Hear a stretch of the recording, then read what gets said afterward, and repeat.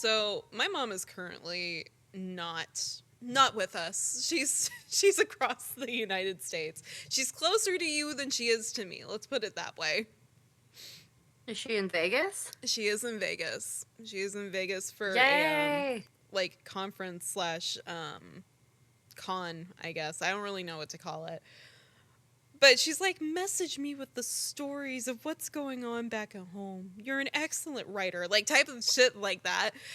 And it all stemmed from one message that I sent her a couple days ago because I went down to feed the chickens. Because she was like, oh, go give them some mealworms. Because they were just, like, out with their friends around here. And I was like, oh, yeah, I could totally go do that. Like, I walked down to those chickens, and I walked into the pen, and I closed the door behind me. And, of course, they set upon me because they are little wee velociraptors. And they're like, you have the wormies. I'm like, yes, I do have the wormies. So I put the bowl down, let them start pecking. But the rooster, Rodney, has decided he's not too sure about me anymore. Because they don't see me every day. They see me when the parents are gone. But Rodney's not sure about me anymore. So he's doing like the side, like chest puffed out, like walk and eye me down. And he's got a good side eye. He's got a side eye that can make like, he can make a criminal go, yeah, I'm not going to mess with that rooster. I'm looking at him. I'm like, what you doing, Rodney?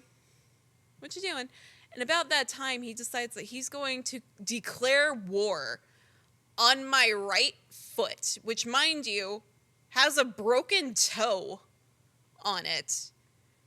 So he hits that bad boy. I step back, and there's a green little net, like, hanging from the top of the cage.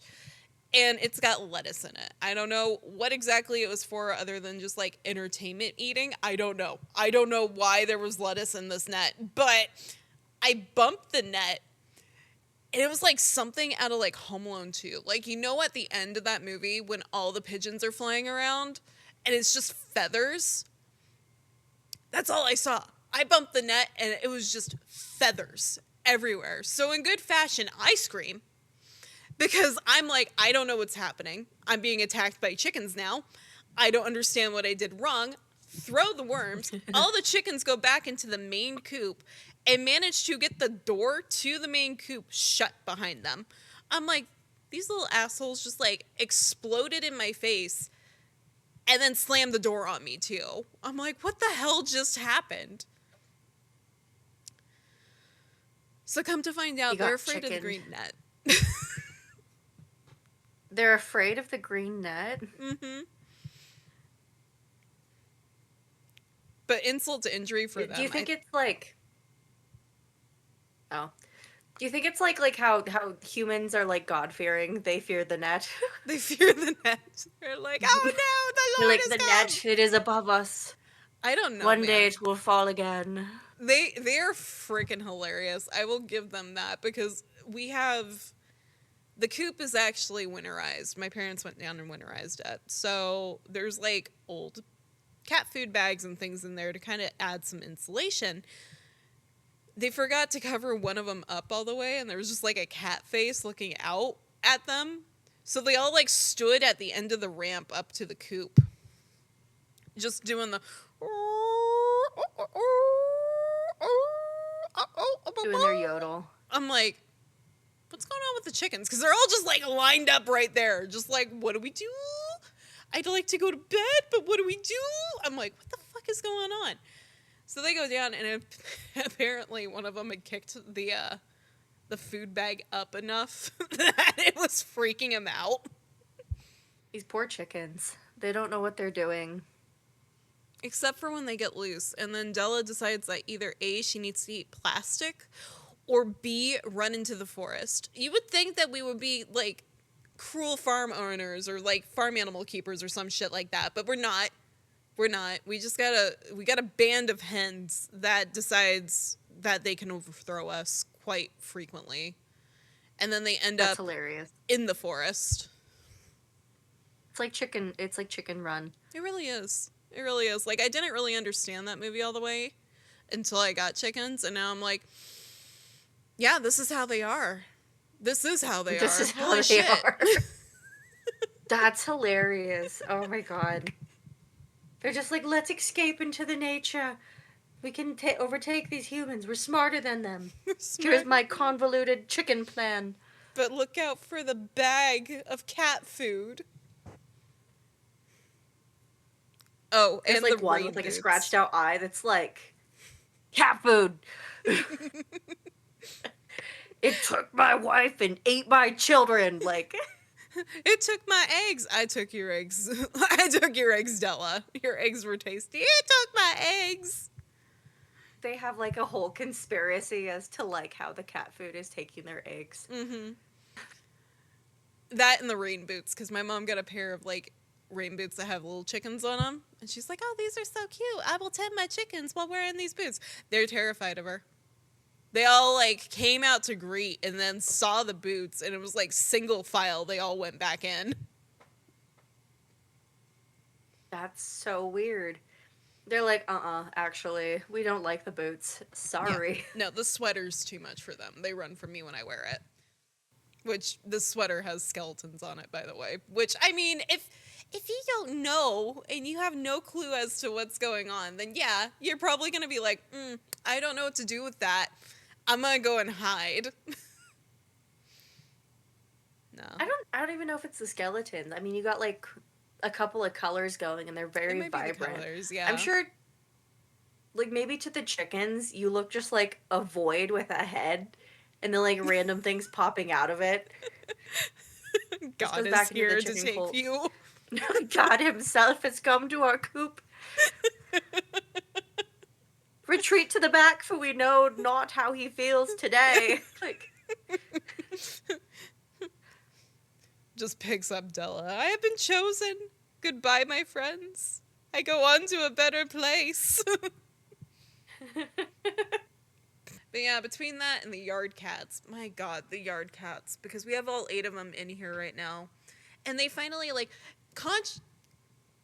on the contrary to like where we were when they were first coming in to where they are now, they're very cozy and comfy in here. Like they don't have a lot of like energy going on, but there is occasionally just that one day that comes by and they decide that the tarp that sits over my desk, like the canopy from the trailer that's over my desk, is the best trampoline in the world. I'm sure it is, actually. I'm pretty sure it it's is the too. coolest I'm a thing little ever. jealous I can't go up there. Because if my fat ass jumps on that, my fat ass falling through. But yeah, no, I'm like, there's some days I watch these cats and I'm like, I wonder what it's like from their perspective. I feel like they're having a great time. Oh, I'm sure they are. They just gotta be silly little cats all day. Mm-hmm. There's 8 of them, though. They outnumber me, and they know it. They're like, who is you? Who is you? We know that you feed us a lot. And we know that you'll mix up wet food once in a great while. And if we time it perfectly, we can climb up your leg while you're mixing the wet food and steal it. That's how they work. It's crazy. Outside of that, that's like the only banter I have. Like, it's been fairly uneventful here, which is to say, like, the least, because usually it's not. Usually I am a busybody, and there's always something happening. Never a dull moment. There's a dull moment. So now I'm kind of scared. A dull moment. Listen, when there's a dull moment, that means shit's coming down the chute, man, and I'm not ready for the shit to come down the chute. I don't got my shovel. I feel like it's coming for me. It is. It's too calm. It's like it's the bad news bears situation of like first responders when somebody's like, "Oh, it's really quiet tonight." You really gonna do that to me? Just life. Yeah. You're just staring into life and you're like, what are you doing? When are you gonna come for me? That's literally what I'm doing. I'm like, I'm bracing for impact. I don't know what's gonna happen, but I know something's coming my way. That's all I've got. I'm just like, it's a little too quiet right now. I don't like this. I know. Well, I guess in astrology, this is supposed to be like the week before everything's like kind of done getting situated to like push you forward for the next year. Yeah. Allegedly, according to my dental hygienist. That's fair enough. I feel Who I like you've coaxed ran into into a talking lot my of ear off. spiritual people. You're just like, my therapist is great with this. And then you're like, my dental hygienist Mm-hmm. too, though, man. That's because I like get these people talking, and like if you can get someone talking, like eventually you kind of like dive into the well of like who they are. Mm-hmm. And like, you know, she's like literally just there to clean my teeth. Like it's boring. I'm staring at like a moving scene from a TV that's like on the ceiling above my head. Like it sucks. Just tell me a story. Like yeah. That's fair. Yeah, no, Yeah. I mean, it's a numerical year. What is it? 1 this year? It's 1 this year, right? Or is it 0? It would be 1, it's 1. because it's 2 Yeah. plus yeah, 0 plus 'cause 2 plus 6, 2, which 2. is 10. And Yeah. then 1 plus 0 would be 1. Yeah. Okay. Yeah. What's not so good news for us is that we're getting ready to go into the crime of this and a lot more drama So following it. so like the actual factual things that happened. Okay. Yay. Yeah. As factual as I can get them. Like I said in the first episode, this story has had over 192 years to kind of fester, twist, and turn into the rumors that were spread. I do have to thank a lot of this research to Carolyn Mara Long and her book. I highly advise, if you're looking for more information on the Delphine Lalaurie case, or this just like starts as like an appetizer for your interest in it, definitely pick up that book. It is a drier read, but it has so much solid information along with cited sources of where she picked everything up at. So definitely that's the book that I recommend for this. If you're looking for more of a fun kind of chillaxed styled book, Madame Laurie isn't a bad one. I liked that one for the hauntings and the legend more than I liked it for the actual criminal basis behind what happened. So without further ado, let's get you guys into our trigger warnings, our disclaimer, and la-di-la-di-la. We'll see when I get back. While we understand that some individuals listen for the entertainment aspect of true crime, it's important to remember that these are real people with families and friends who may still be suffering from their loss. These stories are not meant to open old wounds or cause further emotional damage to those involved. We remind you to please be respectful and do not dox or contact those involved with cases.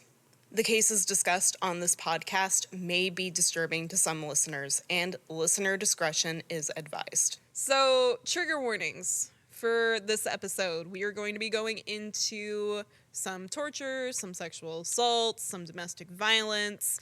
We're going to talk a little bit about, trying to remember the last one because there's another one in here. I might have to come back and add this in later. So, hello, future me. Hi, this is Katie from the future, and that last trigger warning was for animal abuse. But, yeah, so where we left off was we had just finished the second husband's relationship, which was Mr. Blanc, or Jean Blanc, and he was a slave trader and presumed pirate. He kind of did it all, though. Like Sarah was saying, this man did it all. So he's passed away. I don't think he left anything off his resume. No, he really didn't. He was a lawyer, he was a banker, he was a pirate, he was a merchant. Like, he had a jack of all trades situation going there, be it legal or not. But he passed away under, I wouldn't say mysterious circumstances, but there's nothing to point to what his cause of death was during that time. So a lot of people with the first two husbands, and we'll kind of get into the myths and the rumors later, a lot of people theorize that she killed her first two husbands. That's not the case. I'm not sure what happened to Blanc, but given his illegal activities, I don't think it was a very peaceful end. And I think he might have just disappeared. So that's my theory behind it. But now we're getting into the last husband, which is Leonard Louis Nicolas Lalaurie. So I'm so surprised that it's continued like this. I mean, the first one seemed like a decent enough pick. Second one, it's like, holy shit, lady. Like, yeah, I'm like, it's crazy. But yeah, I get it because like she's looking for somebody to take care of her type of shit. Like, I get it.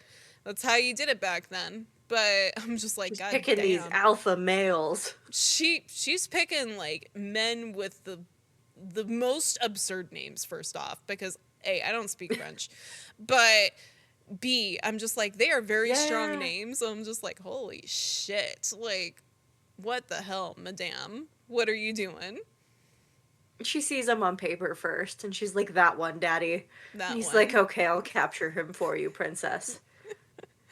Oh, God. I'll take it from here. Don't you worry your pretty little head. Oh, my goodness. So, we're going to call Mr. Lalaurie. He will be known as Louis moving forward, just to save me from having to spit out his whole name. So, Louis was born on December 6th of 1802 in Ville-Noire-sur-Lot, and I'm not sure if that's pronounced correctly. Once again, I apologize ahead of time. We do not speak French. Mom, I'm sorry. You're not here to help me. So, he was born in Ville-Noire-sur-Lot in southwestern France. He was born into a middle-class family. His mother was a housewife, and his father was a doctor. In 1823, Louis studied medicine at Sorbonne in Paris. In 1824, he was a medical student at the University of Toulouse. Now, while he's living away from his family, he still does keep a close relationship with them. He writes them letters at least once a month, if not more. There are also notes that state him and his father may have had a strained relationship. However, from what letters have shown, he was very warm and welcoming to his sisters and his brother. Now, Louis graduates from medical school with a focus in dentistry. He decides, like many young doctors, to take his practice overseas to America. Now, he leaves for New Orleans, Louisiana.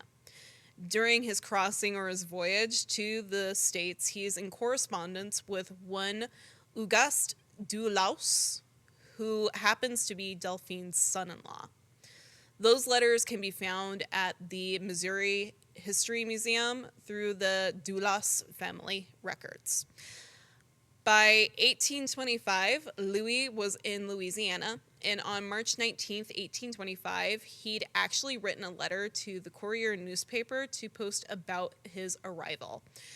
Louis also joined the Grand Lodge of Louisiana and possibly became a Freemason in this time frame too. It's noted that Dr. Lalaurie was different from the blatant appeals of obvious quacks. He possessed a license from accredited university is basically what they're saying there, is that he's not like, oh, I have a potion for you type of person, type of shit. Oh, no snake oil. Mm-hmm. It's okay. He does do snake oil. We'll get into that here in a moment. Okay. He does. They're just like, oh, it's not for us. I was going to make a joke. Do you ever hear about dino? I think it's called like dino dirt. What is dino dirt? It was this supplement this company like pushed for, like, it was like a part of an MLM, like a supplement MLM, and I guess it had like arsenic and like a radioactive material. Is it thorium? Thorium? No, It might have been radium. you know what it wasn't radium. It started with a T, but yeah, Thorium? but thorium maybe, but yeah. But they had to pull it from the shelves because it had, like, I guess, like, it was like a weight loss supplement, but like you'd lose weight because you were rotting from the inside. No, that we'll get into another topic regarding that because I'm researching him currently because there's just so little information and I need to take a trip back up that way. But Dr. Baker up in Eureka Springs, the guy that used to manage the hospital that is now the Crescent Hotel, that motherfucker was doing some arsenic shit to his patients and like frauding them. Like it's intense up there too. We'll have to go into that case another time. Today we're talking about the Lalauries though. Yay! Yay. We should do like a snake oil episode in the future. We really should. We really should. I That think would be a that'd cool lot one. of fun. Yeah. Yeah. I also want to do like the cemeteries too, which we'll get into one during this, but I think it'd be fun to look at some of the old cemeteries and talk about what the practices were there because like New Orleans has very, very different burial practices than the rest of the United States just because of how it floods down there. So yeah, I think it would be interesting to do something like that, like maybe Most Haunted Cemeteries or something like that, just alongside of medieval torture. That would be cool. Yeah. So Louis also did not restrict his practice to dentistry.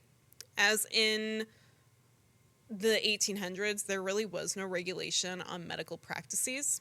So it's not unusual for doctors with studies in one specific field to go ahead and switch to a different field. The question is, how did he become associated with Madame Delphine McCarty, or Madame Delphine Blanc? Some theorize that somehow he'd entered her social circle. Others think that they met through his medical practice. Regardless, by September of 1827, Delphine and Louis were acquainted enough for her to send small handwritten notes requesting personal favors. Louis entrusted this note and others to his lawyer as well. The note also indicated some type of relationship with Delphine that wasn't exclusive to just the medical practices. As Louis is aware of the living location of Delphine's daughter, Pauline.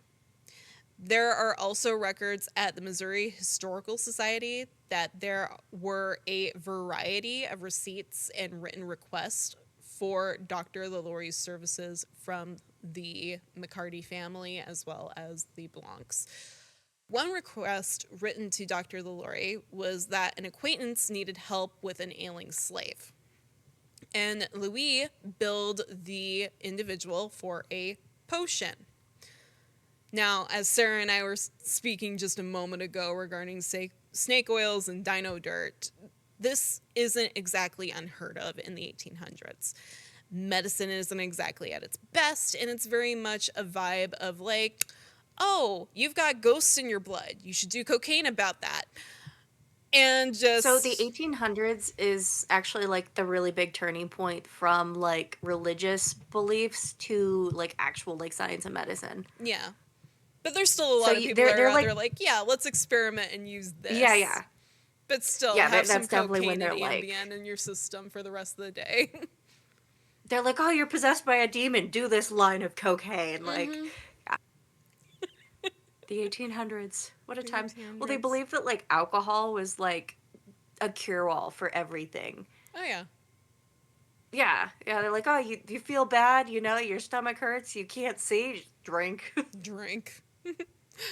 Listen, just drink, yeah, it'll my cure stomach's everything. been upset all day. If I put alcohol on her, it'd be game over at this point.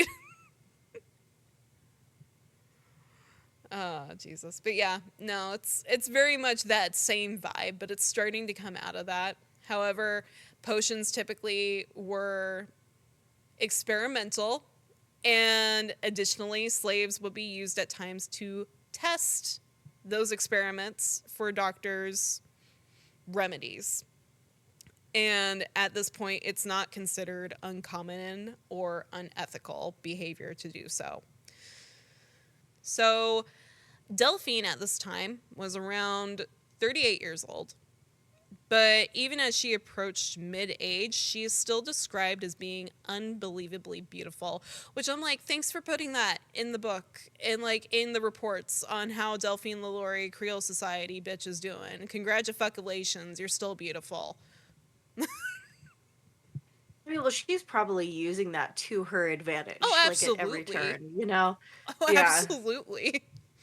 I'm just like, my fucking side note in here is just in italics. Congratulations. Congratulations. You used your looks to manipulate people into doing something I'm about to learn about. Yeah, something very, very terrible. Additionally, at this time, McCarty is one of the wealthiest families in New Orleans, which would be a very useful connection for a doctor. Now, Louis is described in two very different ways. The local legend will usually describe him as an inconspicuous, colorless, meek, and mousely man who would cower at his wife's every word. However, letters between Louis and his family between 1825 to 1826 showed that the name Madame Blanc was frequently used in Louis's father's letters to him. And he seems fairly put together. Like, he is methodical. Like, this is somebody that thinks through their steps.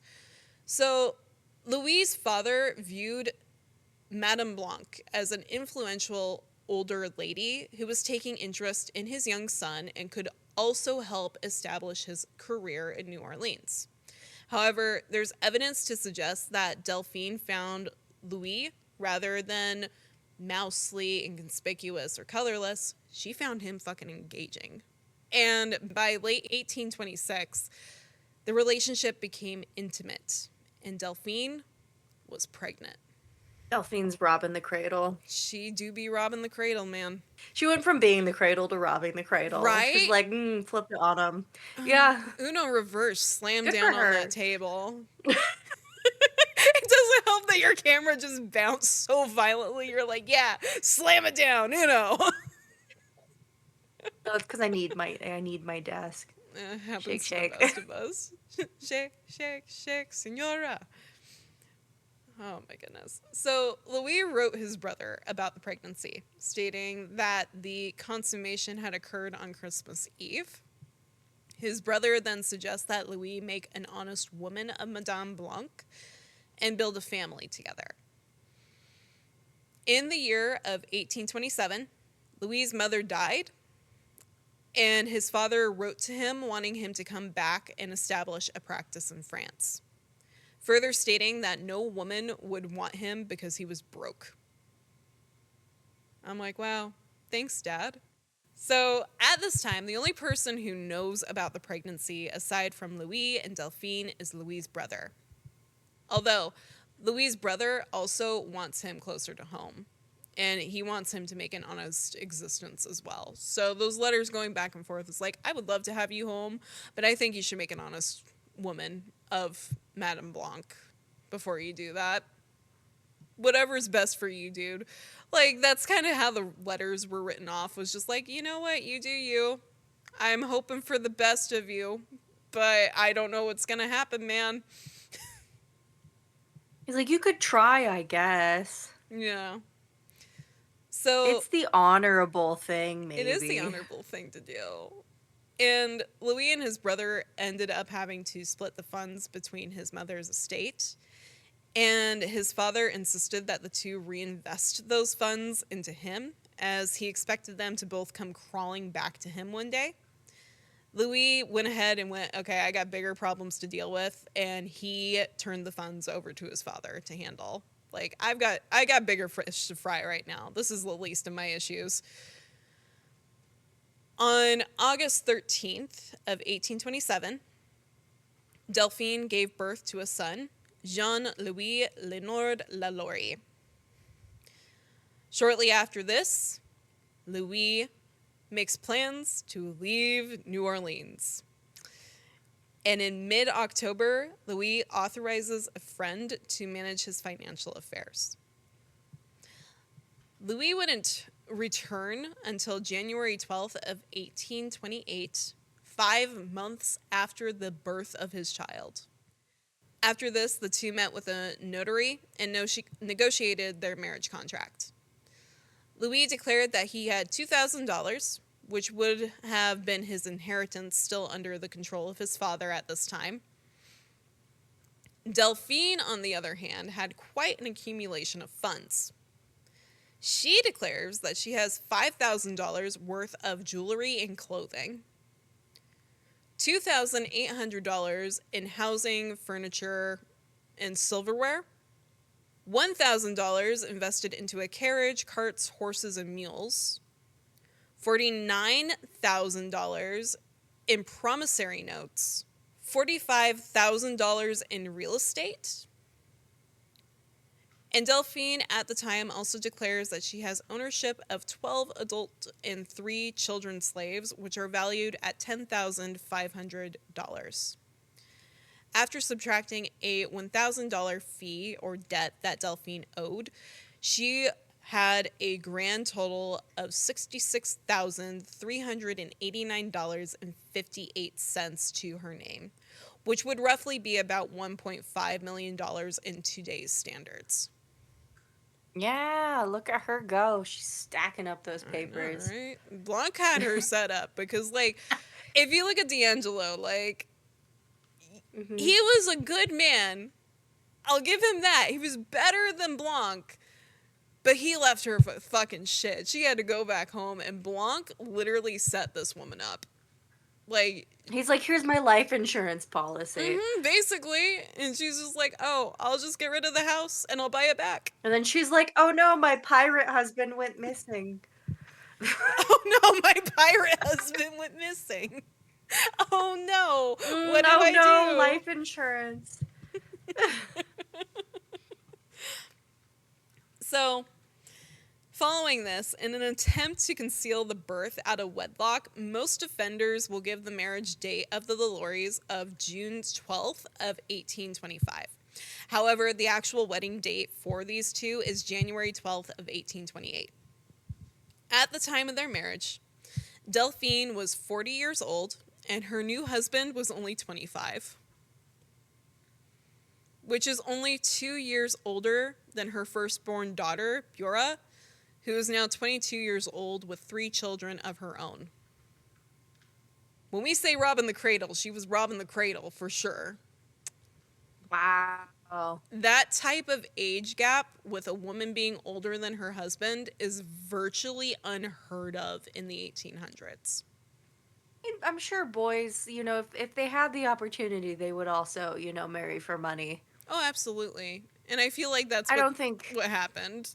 Okay, so the most messed up part is, like, this young guy, he just marries her for the cash, and then she like kind of taints his last name. Yeah. You would think. But at the same time, when we get into this, you're going to be like, wait a minute. Because I don't think it was just her. Ooh, okay. Okay. So, now from the start of this marriage, there are early rumors from friends and acquaintances that this is not a happy household. The two would fight, separate, and eventually return to each other.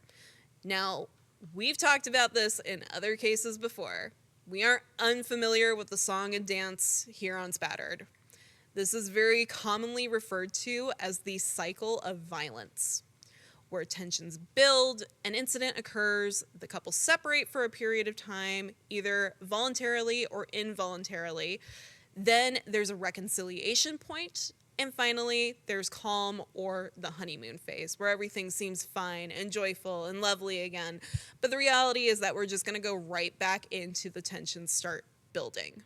Many people in the couple's lives believe that the two would eventually separate for good. At this time, too, there starts to be sparks of rumors regarding the child being born out of wedlock. Additionally, on the rumor mill, one Jean Bose wrote a letter in July of 1829 to presumably authorities or the media containing mentions of slave abuse within the Lalaurie household. Does their case contain, like, folie à deux? Where it's like, okay, so folie à deux is when, like, it's like the madness of two, but, like, how that happens is there's a dominant personality, and basically, like, there's, like, a sub-personality, and they, like, latch on to each other, yeah, and then they just kind of end up in the same, like, insanity spiral, you know? I feel like that's a little bit what's going on here. I don't know it had a name to it, but I feel like that's a little bit of what's going on here. In the early stages of this marriage, the couple lived in Delphine's plantation house with the Blanc children. And their ages range from 8 to 12 years old at the time. And they also have the newborn Lalaurie baby. The country living doesn't really fit the couple all that much, though, and Delphine starts looking to purchase a new home within the city.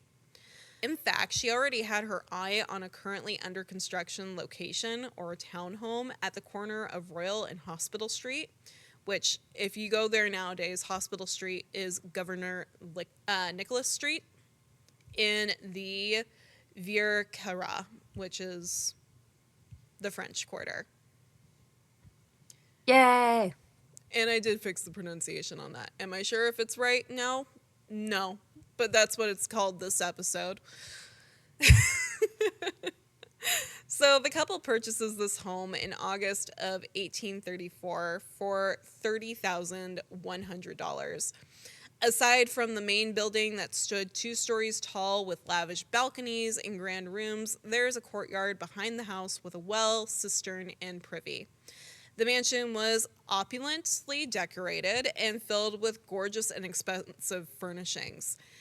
In the spring of 1832, rumors of slave abuse began to grow and spread throughout New Orleans, however. Then, on October 26th of 1832, the Lalauries petitioned to have one of their slaves freed in court, which was granted in August of 1833. Which makes me kind of tilt my head and question if this is a diversion from what's going on behind the scenes. Like, oh no, we're not abusing our slaves. See, we just let one go. We just let one leave. I'm sure it was. Now, you'd presume that maybe getting out of the country and into the city would help the couple's relationship, but you'd be wrong. On November 16th of 1832, Delphine filed for a petition of separation with the First Judicial District Court. She claimed before the court that Louis treated her in such a manner that made a living together insupportable. She also made mention of public defamation, abandonment, and the possible attempt of one of the married person's lives against the other. The date of the alleged domestic violence is the same date that the couple petitioned to have their slaves, one of their slaves freed. Delphine requested to stay at the Royal Street House, and the judge did grant this and signed an order for her to file for a suit of legal separation from Louis that day. However, there is no documentation or record that Delphine goes ahead and moves forward with the separation lawsuit against her husband. On April 11th of 1833, 5 months following the filing of this petition, Louis declared before a notary that his medical practice required his residence in Paquim's Parish, and I'm so sorry if that was mispronounced, in which he gave Delphine permission to administrate their goods and affairs without the need of his consent or authorization. So he's basically like, yeah, I'm just going to move out and do my own thing. She can do whatever she wants with her money. It's not mine. She don't need my approval to do shit. So that leads us up to the crime. And before we can get into the crime, it's important for me to make a couple of other notes that are relevant to the time period of what's going on. So, first off, the French Code Noir of 1724 forbid the killing and mutilation of enslaved persons under penalty of confiscation.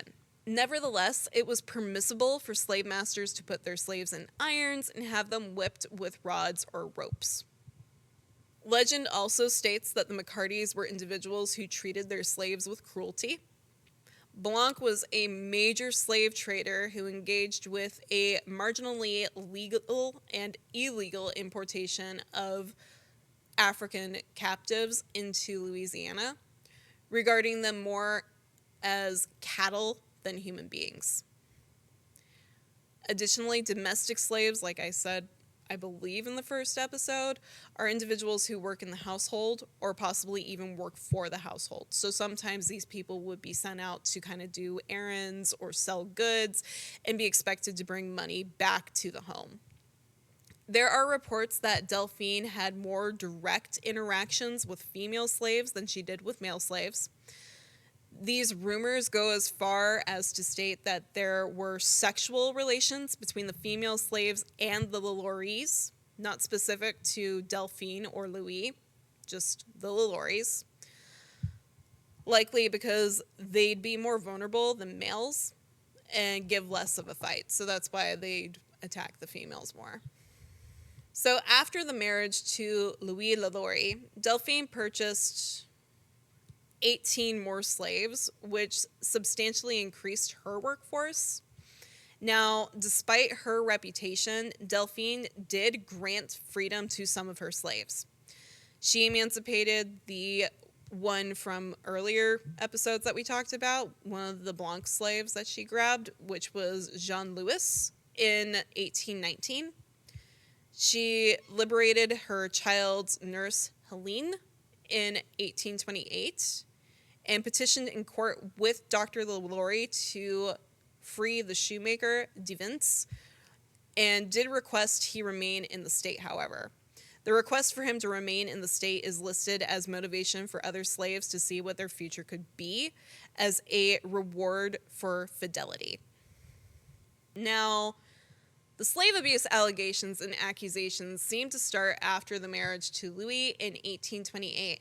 However, it's theorized that she may have been abusing her slaves her whole adult life.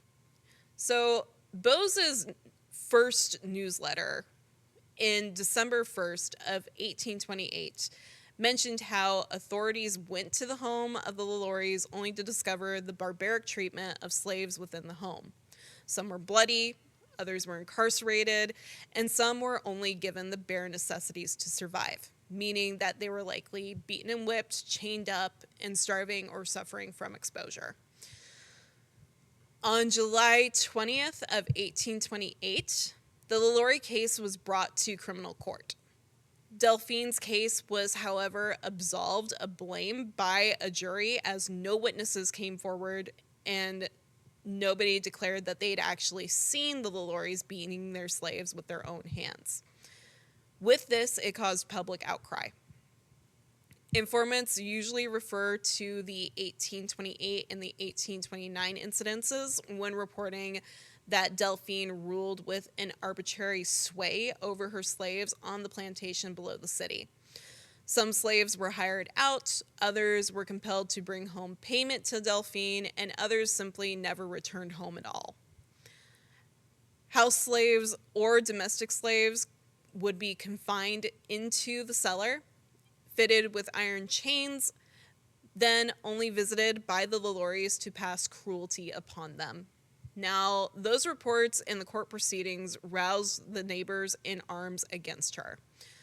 Bose wrote another newsletter in May of 1832 after the Lalauries had moved into their new home on Royal Street, where the violence between the two would need for separation.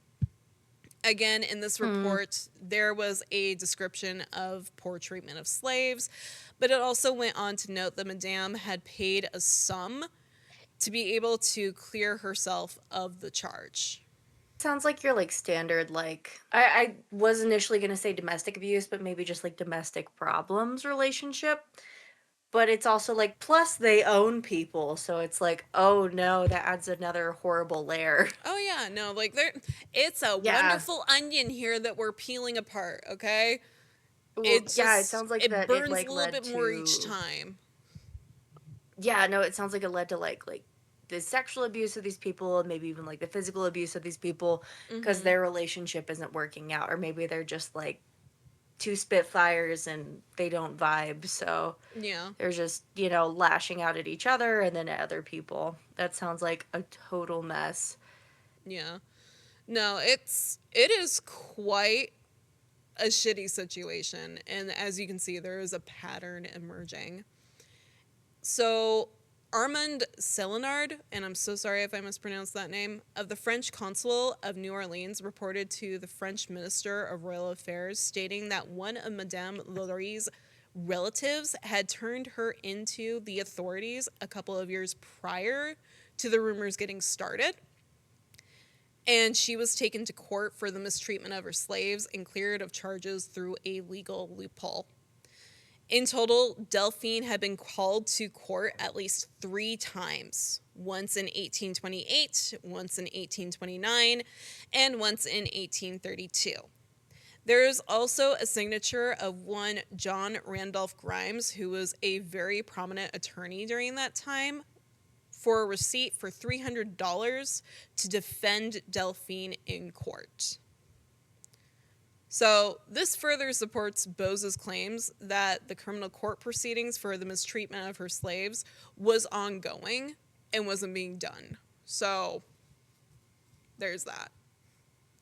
The St. Louis Cathedral death records recorded that 24 of Delphine's slaves, or as they put it, bondspeople, were killed. Almost all of which were women and children. There were 8 that died prior to the marriage of Louis. There were at least 12 that passed between the years of 1831 to 1833. Then there's the fire incident of 1834, which we're about to get into. So, like I said, pattern emerging here. Yeah, that is that is an unfortunate pattern. It's a very unfortunate pattern.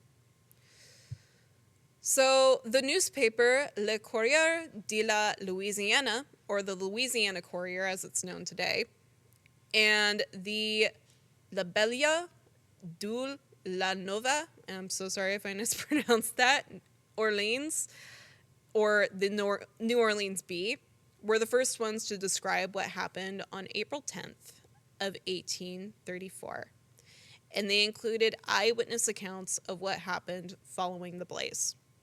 The Louisiana Courier reported that on the morning of April 10th, 1834, a fire had started in the kitchen of the Lalaurie mansion, and soon the space was quickly engulfed in flames. The kitchen was located in an attached multi-story service wing with the slave quarters right above it. It was also noted that, according to neighbors, that the upper part of the building was used as a prison and was tenanted by several unfortunate slaves loaded with chains. Now, a crowd began to form outside the house on the streets surrounding the great mansion, many of which were anxious in response to the fire. I'm not sure how I pronounced this the first time around. I'm really not. So, one judge, Jacques Francois Canonja, who took over criminal court systems in New Orleans on January 1st of 1834, happened to be residing across the street from the Lalaurie mansion. Some bystanders did help the Lalauries transfer valuables from the main home in case the fire spread to the main portion of the building. Judge Canonja approached Delphine at this time with concerns about the slaves still in the burning building. With hope of permission from the Lalauries, he'd like to move the slaves to a safer place. To which Louis snaps back at him with there are those who would be better employed if they would attend to their own affairs instead of ostentatiously intermeddling with the concerns of other people. So in today's common terms, Louis just told him to fuck off. I don't have anything to say. Mm-hmm. But the people can't see my face. You did make quite an interesting face. I wish they could. Why? Okay, but like, he's like, hey, you're breaking a few laws. You're not allowed to chain up your slaves in New Orleans. And why are they setting fires in your house? And he's like, well, you just need to fuck off. And it's like, sir, you said that to a police? To a judge. Are you not trying? To a judge. To a judge? Okay. To an officer, I'd be a little less offended, but to a fucking judge? That's insane. It's a little ballsy. He does understand why he's in court, right? At that point, you could hold someone in contempt of court or in contempt of court. Well, they're not in court anymore. This is happening outside on the street of their home while it's on fire. What? Yeah. This is all happening while the building is, like, still on fire. That is wild. Yeah. I figured that you kind of, like, jump timeline a little bit, Nope. but Building is still on not fire. nope. It's still on fire. Presently. That's Presently is on insane. fire, burning to the fucking ground, man. And he's like, hey, I'd like to help these people that are like trapped inside and likely just above this fire. Like, can I go in and get them? And Louis like, no, fuck off. Mind your own business, sir. So the flames at this point are rapidly gaining on the main building. And the judge orders that the doors be broken down and the slaves rescued. The individuals who entered the building to do so were greeted with an appalling sight. Several slaves emerged from the smoky interior. Their bodies were covered with scars and loaded with chains. Among them was a female slave of nearly 60 years old. And following the events of the fire, and once it was out, Delphine and Louis barricaded themselves in the house, scared that the crowd would lynch them or worse. Meanwhile, the crowd outside grew, and whispers started to turn into theories, and theories started to turn to rumors of what had taken place inside the home that day.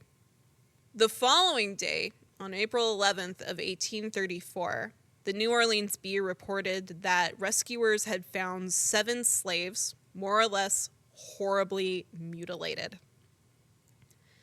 Some were recorded as being suspended from their neck, while their limbs were stretched and torn from one extremity to another. They had been confined for several months in a situation until the recent rescue, merely kept in existence to prolong suffering and taste all the refined cruelty that the Lalauries could inflict upon them. God. Okay, so it basically is as bad as, like, the rumors kind of say it is. Oh yeah, the legend, like, it's a little over exaggerated. Not by fucking much, though. Not by fucking much. I was expecting it to be like, you know, like a gross over exaggeration where it's like, oh yeah, they had people chained to the walls. No, they had people chained to the walls. Chained to the walls, chained to the ceiling. Oh my God. Like, yeah. Ugh. It was bad. Ugh. It was really fucking bad, man. The older female slave that had emerged declared that she was the individual who set the house afire, and her intent was to end her and her companion's suffering or perish in the flames together. Editors of both newspapers went to Mayor Dennis Prieur's office adjacent to the guardhouse at the Cabildo, where they gained the information that the slaves had been removed from the Lalauries' care to protect them from further harm and cruelty. J.C. de Saint-Rome of the Louisiana Courier wrote of the condition of at least one slave when found, stating that there was a large hole in his head.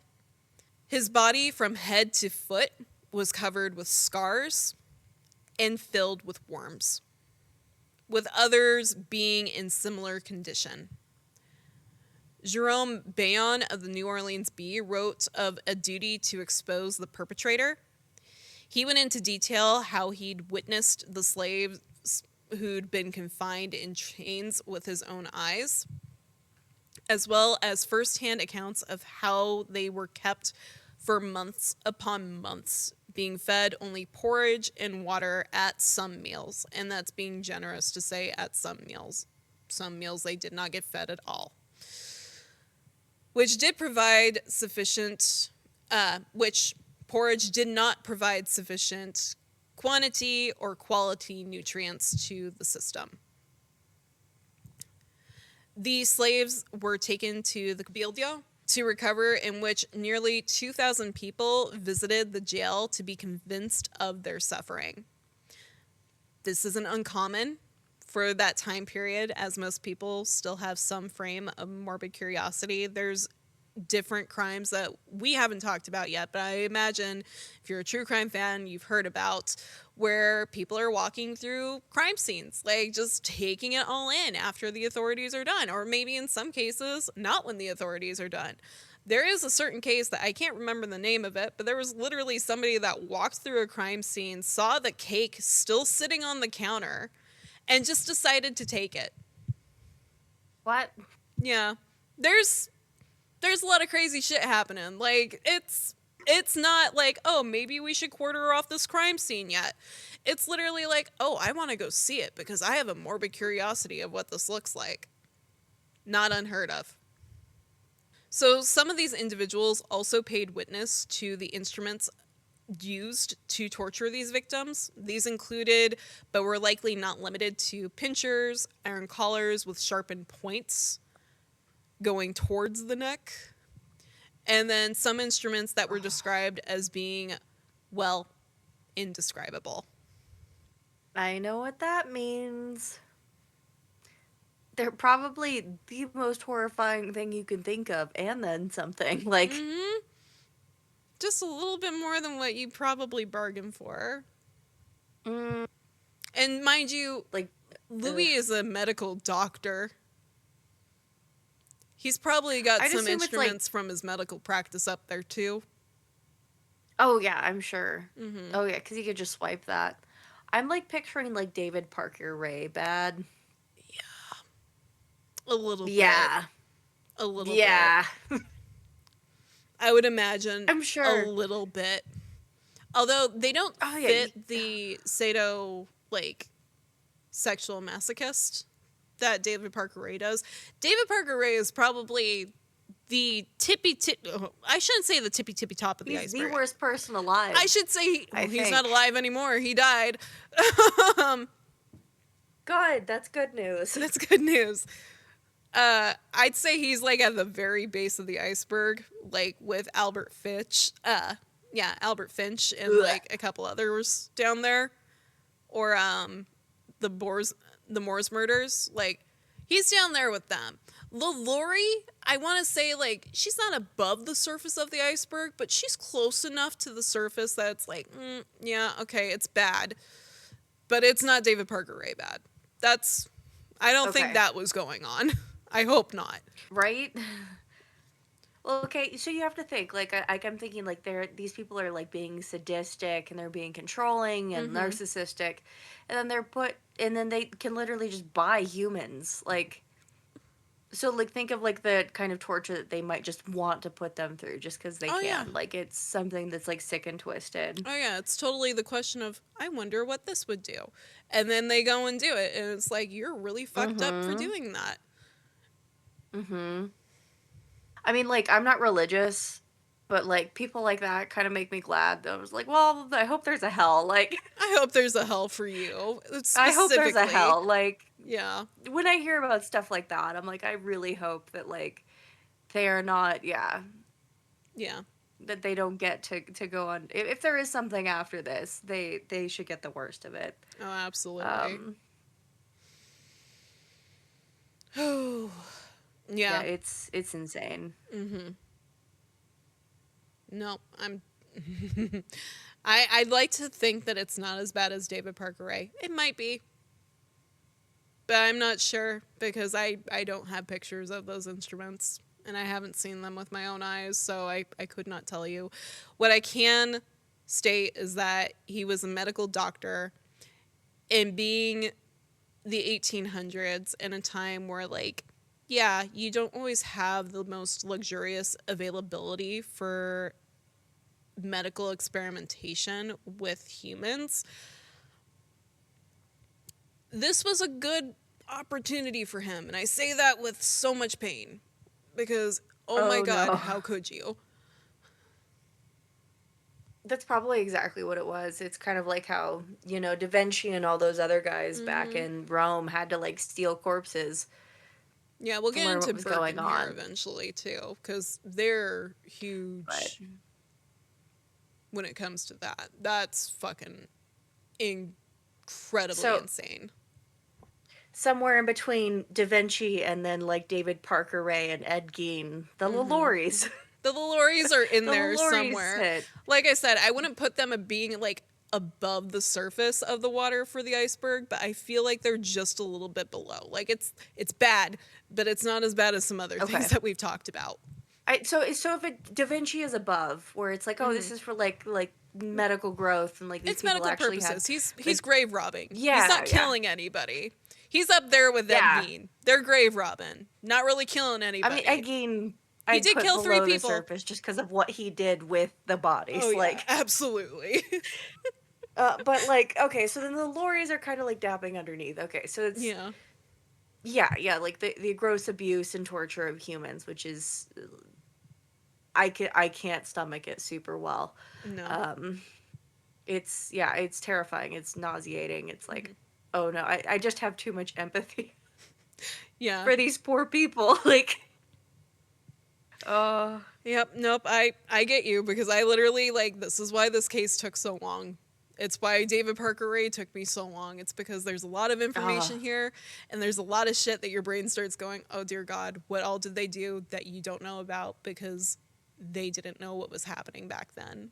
Or you don't have eyewitness testimony or victim testimony to go off of. yeah. Oh yeah. Well, and they got away with it for a very long time, it sounds like.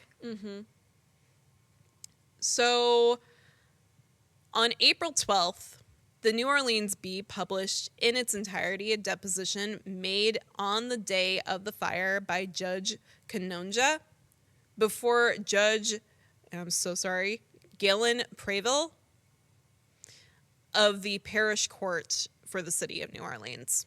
So the judge was informed that upon Canonja's arrival, he was informed that there were chained and exposed slaves that were left to perish in the fire. Canonja noted that family and friends of the Lalauries seemed indifferent to the concern of the saving of the slaves. Furthermore, noting that Monsieur and Madame Lalaurie stated that their concerns for their slaves were simply slander. Like, there's nobody locked up there. This is a lie. This eventually degrades into the statement that Lalaurie made to him on the scene regarding, like, you should mind your own business and go fuck off. Like, get away from me. So, what happened following this is that Canonja requested that 2 men, Messieurs Montriel and Fernandez, enter the service wing of the home and rescue the slaves still trapped within the burning structure. Canonja at this time also attempts to help with that rescue, but he's nearly suffocated by the smoke, so he goes back outside. One Felix Leverve stated that he'd broken the bars on one of the apartment doors and discovered some slaves within. 2 females were wearing iron collars, which were very large and heavy, as well as iron chains around their feet, which made movement near impossible. Unfortunately, there was one other slave that was seen that had to be left behind. This was an older female who was located on a bed with a mosquito bar over her, so she couldn't get up or move. She had a deep head wound and was quite feeble. Eventually, when she was moved, she was taken to the mayor's office. Canonja would go on to help move the injured slaves to the Cabildo. I'm so sorry if I keep mispronouncing that one. It's a rough one for me for some reason. And then he went ahead next door to St. Louis Cathedral to give his sworn statement to Judge Preville. It's presumed that the evening of the fire, though, the Lalaurie family fled the Royal Street mansion. Now, it's not really clear if Louis stayed with Delphine after the events of the fire. We can presume that he did. If he stayed all the way through to when they're leaving, I don't think so. I think he left ahead of time. We also know that she had at least one ally in the house still that would help her escape, and that was Bastian, her enslaved coachman. and he was the key to her escape plan. Now, in comparison to other enslaved workers who were starving, scarred, or beaten, Bastian was reportedly sleek and really well fed, and he was fiercely loyal to Delphine. Which I need to remark, like I did probably earlier last episode, that he'd likely been taken better care of because he's regularly seen out in public as her nightly carriage rides amongst the public and other appearances that he has to make. Like, if she wants to leave, Bastian has to go with her. So he cannot be looking disheveled or unpresentable to a public eye. So as the mob reached a fever pitch, Bastian was sent out to bring her carriage around to the front. From here, there's no other path that Delphine can take other than a straight walk from the front door to the carriage door through the mob. It's reported that when the carriage came around to the front, Delphine was ready and waiting, and she simply just stepped out the door and into the carriage, which paralyzed the crowd, because what the fuck? Just like, oh, time to go. Yeah, that was basically Bastian, pull the carriage around. Pull the carriage around. I wish to leave. I wish to take my evening air. I need my evening air. It's too smoky in here. Oh, sorry, I had a burp at the end there. I'm sorry, it was like too smoky in here. That got me. Smells like fire. I wish to leave. It smells like fire, Bastian. We must leave. Oh my god. There are like flames behind her. Yeah, we must leave. We must leave. Oh my god. She's like, oh, Bastian, I do love nights like this. How often do we get out anymore? It's just the carriage rocking in the street. Because, yeah. It's rocking. It's just, yeah. As soon as the doors closed behind Delphine, that paralysis over the crowd left the room. They're like, wait a minute. She's gonna fucking run. So the mob starts pulling at the doors, hammering at the windows, and all the while, Delphine's sitting inside the carriage as it slowly creeps forward. And before the crowd can muster around it, the horses break free, and she's off.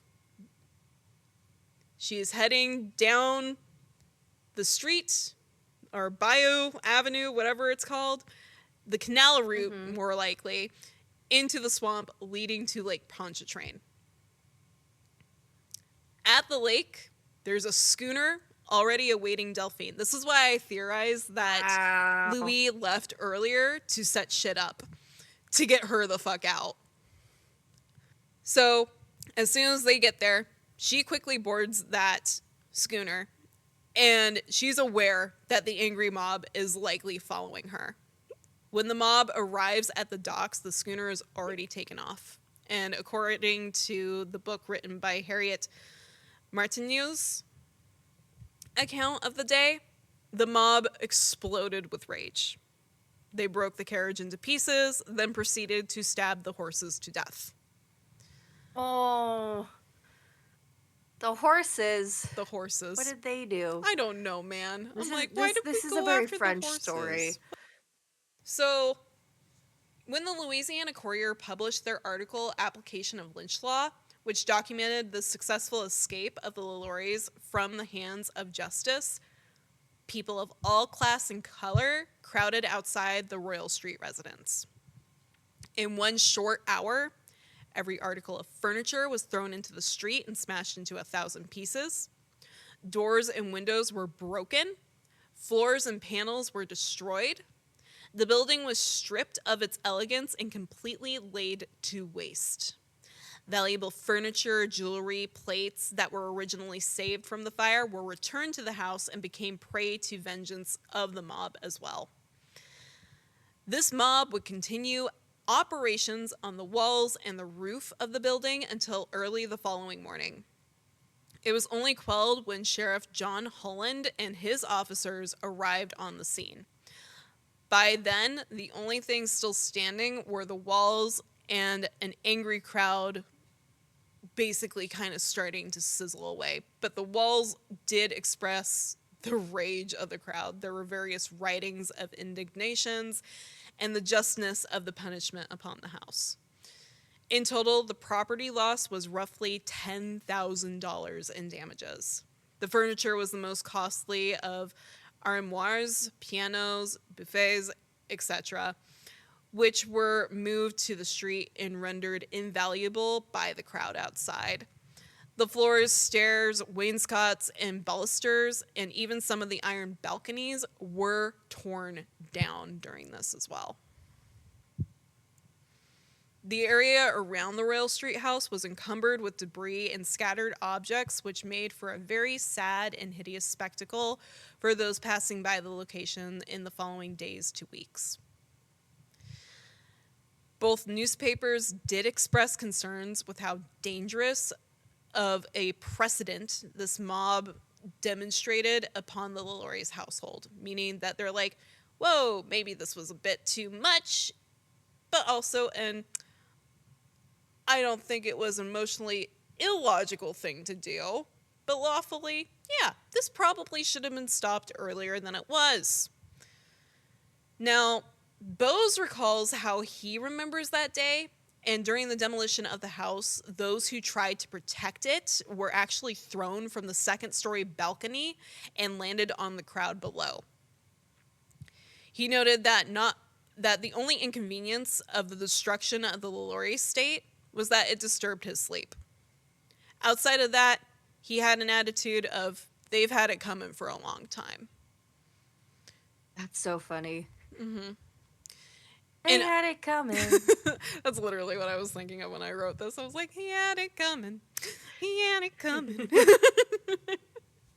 So, in other newsletters, Bose makes mention that Delphine's cousin, Celeste McCarty Lanous, who was described as a hellcat who flogged at least 2 of her slaves to death, was worse than Lalaurie. However, when he wrote about Madame Lanous and how he'd accused her of the same crimes as Madame Lalaurie, he also stated that she killed all of her slaves. Not one survived to continue serving her. However, there's no uproar in regards to her treatment of the slaves in her care, but it also does show a theory that we talked about a little bit ago, that maybe it's not an isolated incident in McCarty households and plantations to act upon slave abuse. I'm sure it's unfortunately like so normal. Mm-hmm. I'm sure it's so normal. Like people, I don't know. I feel like there are like some tendencies like, there are some things that kind of come with human nature. Yeah. And like when you literally own somebody else, you can act out however you want, probably. Like, and I feel like there are a lot of people who take full advantage of that. Well, I mean, look So, at yeah. nowadays with like animal abuse. Oh, I yeah. hate to like compare the two because they are so vastly different, but in that day and age, like the 1800s, unfortunately, these people weren't seen as much more than cattle and animals. Yeah. Yeah, which is, yeah. It's fucking insane. Oh, yeah, people will buy dogs and just, like, lock them in cages in their backyard and slap them around and not feed them, you know? Like, oh, he's misbehaving today.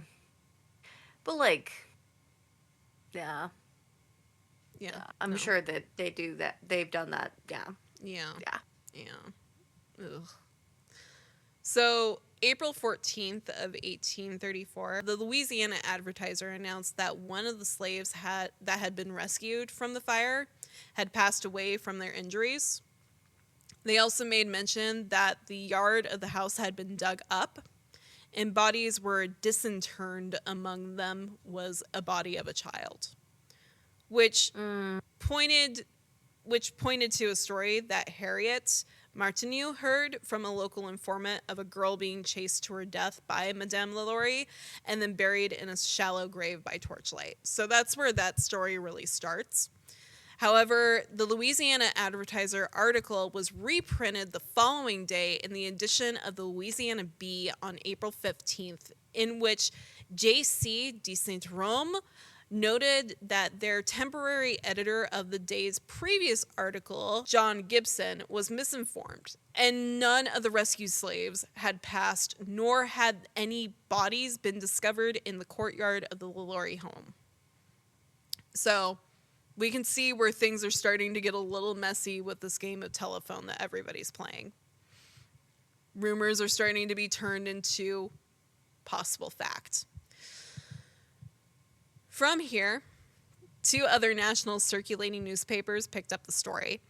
The Daily National Intelligencer of Washington, D.C., and Niles Weekly Register of Baltimore. From here, the stories start to get a little messy between fact and fiction, like I said. After this, an eerie quiet falls over New Orleans, with people wondering where Delphine had vanished to. Some believe that she was still in the city. Others thought maybe she was at one of her plantation properties, or another one of the properties that was tucked away into the swamp. So we're going to stop here for today, and we're going to go into the exile in our next episode, because we're at 83 minutes, and I know when I edit this down, it's only going to be like an hour and 10, but right now it's at 83, so I think we're at a good stopping point. Sarah, how you feeling so far? I a little bit nauseous. You know, talking about people chained to walls kind of does that to me. Mm-hmm. Sarah's not our usual serial killer person, and my mom's at a conference, so she has to handle this. Yeah. I'm so sorry. Yeah, I'm not too big on serial killers. Well, it's because like I'm a little too empathetic, and I like really struggle to stomach a lot of like what they are capable of doing to other people. Oh yeah. This one's okay because like it was a long time ago, and I think that's different in my brain. But I hope that she gets eaten by a shark and an alligator in Lake Pontchartrain. So, do they have sharks in Lake Pontchartrain? they. I mean, you took the swamp boat tour. I didn't go because I'm like, fuck no to the gators. Oh no, we did a battle of the Louisiana battle tour. Oh, okay. Yeah, I thought you guys went on the ferry. I don't actually know what we did. Yeah, it's one of the ferry tours they have. They had so many. I was trying to get a jazz night one, but then I found a Groupon, and it was like, for both of us to go, it would have been like half as much as like one ticket. So we had to go on, I think it was like a historical tour. Oh, okay. Otherwise, I totally would have done like one of like the speedboats, or what do they call them? Yeah, like you messaged me and you're like, you want to go on a swamp tour? I'm like, you cannot pay me enough to get close enough to that place. We were drinking. I was like, hey, Katie, you know that thing that you're terrified of? Let's go do it right now. No, thank you. You have enough alcohol, you'll be fine. Know that thing that absolutely scares the shit out of you, the living dinosaur? Let's go do it right now. Let's go poke it with a stick, Crocodile Hunter style.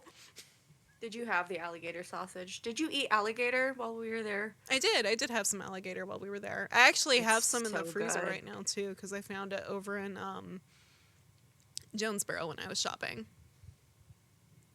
I forget that you live in the South. I do live in the South. You're closer to it than I am. Oh, I miss crawfish and I miss alligator. Like, you can't get good alligator up here. I got something. It was like alligator and pork, and like I bit into it and I could tell that it was like 90% pork. I was so sad. That's how it feels like. I used to eat a lot of game meat. I used to eat a lot of game meat when I was living in Colorado. And it's like you'd bite in and it's like, oh, it's bison and beef. And it's like, you could tell it's just mainly beef. Yeah, that they're just kind of cheaping out. Well, I don't know how to cook bison. I found it, and like every time I've tried to cook it, I have not done well. You just gotta cook it the same way you cook your regular beef. See, that's what I try and do, and for some reason, like, it's just not working out. It's like me and chicken. I took like a whole year to learn how to cook with chicken. See, and that's the one that I know how to cook with predominantly. Like, I made burgers for me and my dad tonight, and I looked at this shit, I was like, I had to get my fist out and make my little fist where I'm like, yeah, rare, medium rare, well done. Like, trying to figure out, like, where that burger's at. And I pulled them off and they were still, like, rare, like blue rare. And I looked at him, I'm like, I'm going to microwave this for a moment. Don't mind me. Yeah. He's like, at least you're Microwave trying. will save the day. Yeah. I don't think most people know that I'm not vegan anymore. Well, you were like necessary vegan. You weren't like lifestyle choice vegan. Yeah. Yeah. Yeah. Like all my That's how I meat am with nowadays bread. antibiotic free. Otherwise I do have to eat like strictly either pescatarian or vegan. But anyways, that's all I have for you guys right now. Sarah, I hope you're ready for the last portion of this in our next episode. I hope so too. I'm ready for it. It's not as bad as like Israel Keys. Like I felt like during that one, like I couldn't even talk because it was just like other than the shocking donkey thing punch after shocking thing. And well, did you edit that out? No, I left it in. Oh, okay. I'm too scared to go back and listen. You yelled at me, don't you But dare yeah, edit that out. Oh, yeah. Yeah, because it's like the only thing I said because it was like absolutely horrifying to like try and sit through that whole thing. I was okay. Yeah. Unfortunately, I'm a little desensitized to it, but even like with the serial killers, like it gets to a point where I'm like, oh my God. Like I'm at the point right now that I'm like, I'm so ready to go back into missing and unsolved cases. It's not even funny. I am so ready I for love this those shit the most. I love a little bit of like mystery with it all, but like, and then that also, you know, like I've just been injured in one weird way one too many times. Where you can actually kind of get a feel of what this fucking feels like. Of what the victims are going through. Yeah. And it's like, ugh. Yeah. So. Yeah, no, I get that. And it's like, oh, that doesn't sound good. You're like, oh, really? I know. I know at least in some way. I know in my soul how that would feel. I don't want to feel it physically, though. Yeah. Oh, yeah. Today at work, someone was talking about, like, a surgery that they had to have. And, like, I, like, got so nauseous I had to sit down. But then another girl who was listening, like, literally, like, dropped to the floor. Like... Oh, yeah. And like I said, I'm happy unfortunately, I'm I'm not desensitized to this shit. So I'm like, this is what yeah. it is. Yeah, you're like, another day, another dollar. Am I right? As you point to, like, the body in the cooler. Just in the body bag. Hey! In the body bag. Hey, how's it going?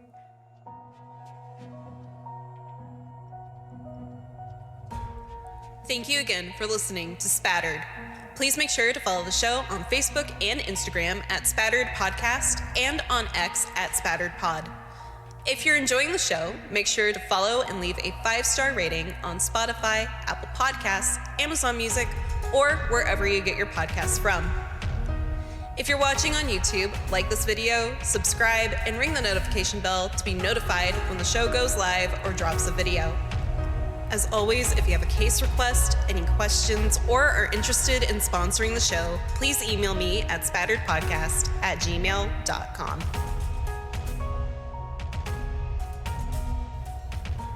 Spattered is a true crime podcast hosted by Caitlin Gardner and Sarah Ray. The research and edits for this episode were done by Caitlin Gardner. All the music for the show was done by Lucio Cardenas. We'll see you next time. Stay safe out there. And remember, the truth is always in the blood.